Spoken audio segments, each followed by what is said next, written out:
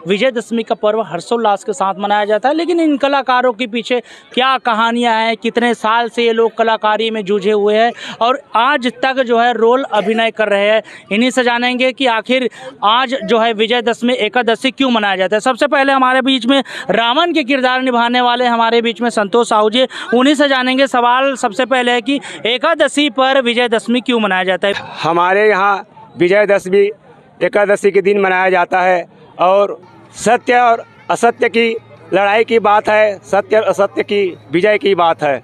इसीलिए हम लोग एकादशी के ही पहले से शुरू लोग पूर्वजों लोग एकादशी के मनाते आ रहे हैं। सो हम लोग उसके बाद से हम लोग भी वही एकादशी के दशहरा मनाते आ रहे हैं। आप अभी जो अभिनय कर रहे हैं रावण का जो है, कितने सालों से अभिनय कर रहे हैं और इससे पहले क्या जो है रोल जो है लीला मंचन पर आप करते थे? पहले मेरे को एक बाली का रोल मिला पहले साल। उसके बाद दूसरे वर्ष मेरे को मिला राजा जनक का और विभीषण का। तीसरे वर्ष मैंने रोल किया राजा जनक, विभीषण और मेघनाथ का। उसके बाद चौथे साल से मैं रावण का रोल करते आ रहा हूँ। पहले मैं रावण का रोल करता था, लेकिन दशहरा मैदान में हमारे जो पहले रावण बनता था वो रोल करते थे। आज तक मेरे को रावण का रोल करते करते 45 वर्ष हो चुका है।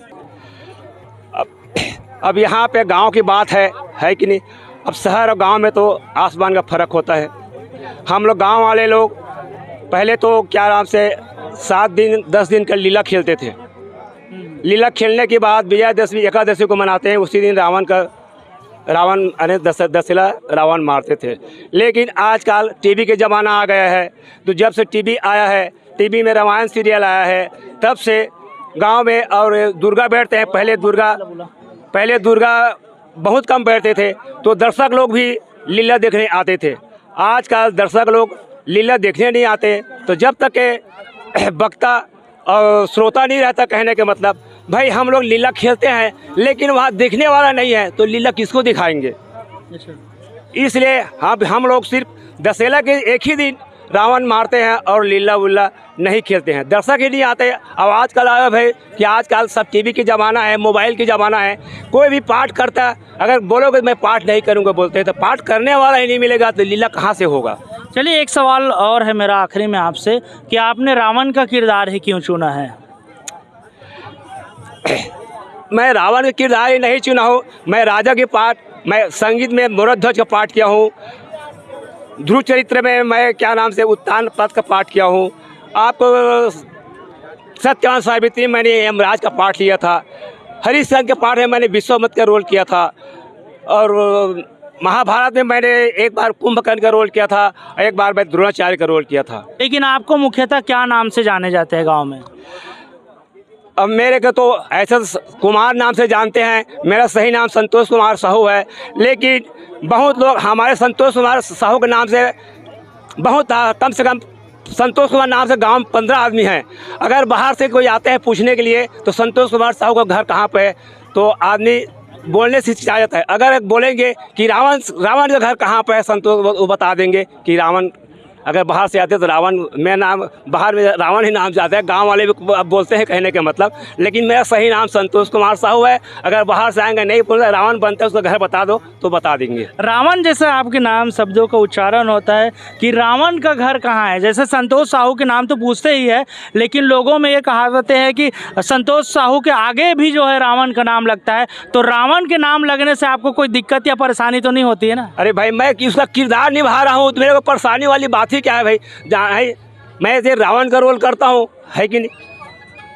भाई तो मेरा रोल रावण का है, नाम थोड़ी रावण है। मेरा नाम तो संतोष कुमार साहू है, वो तो मेरा एक रोल है।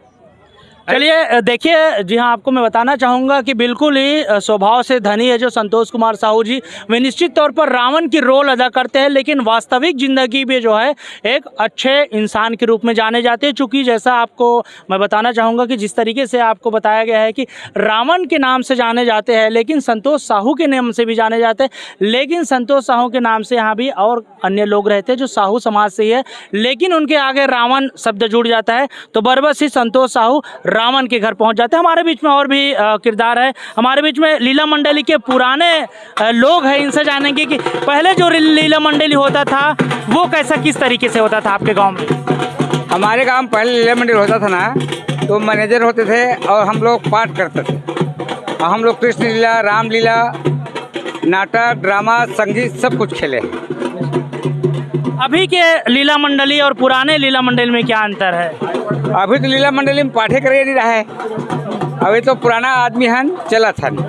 अब एक सवाल और उठता है, जनमानस में ये कहावतें भी है कि आप लोग पुराने लोग हैं, पुराने लोग जब तक चल रहे तब तक चल रहे, लेकिन नए लोगों को आप लोग क्यों नहीं ला रहे हो इसमें लीला मंडली पे? आप लोग पुराने हो तो फिर चल रहे हैं, लेकिन जैसे नए लोग अगर आ जाएंगे तो फिर नए लोग कैसे इसको संस्थापित करेंगे? आपका कहना धन्यवाद है।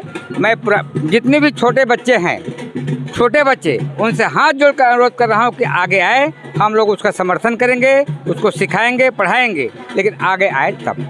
देखिए, विजयदशमी का पर्व हर्षोल्लास के साथ मनाया जाता है, लेकिन ये भी ज़रूरी है कि जिस तरीके से ये लोग सहेज के रखे हमारे धर्म, हमारे परंपरा और संस्कृति और रीति रिवाजों को, जिस तरीके से रामायण जो है एक आदर्श होता है लोगों को व्यवहारशील बनाने का, लोगों को सहिष्णुता की पाठ पढ़ाने का, वे निश्चित तौर पर लीला मंडली के माध्यम से वे जनमानस में जो है सफल साबित हुए।